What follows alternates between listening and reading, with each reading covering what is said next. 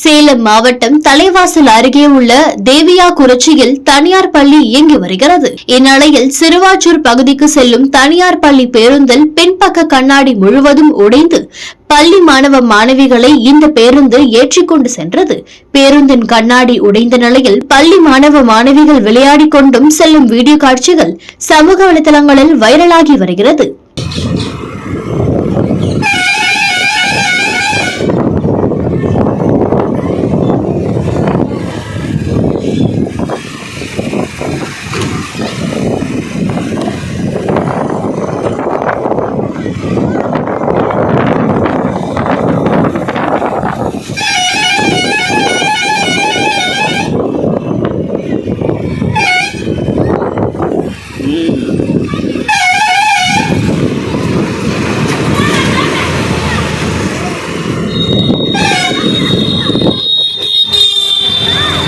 ஆமாம் ஆமாம் ஆமாம் ஆமாம் அண்ணே, பின்னாடி கண்ணாடி உடஞ்சிருக்காட்டு.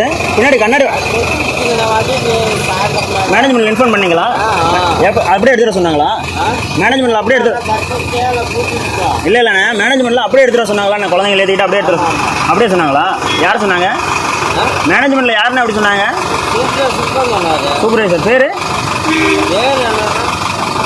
தங்கராசா? சரிண்ணே சரிண்ணே.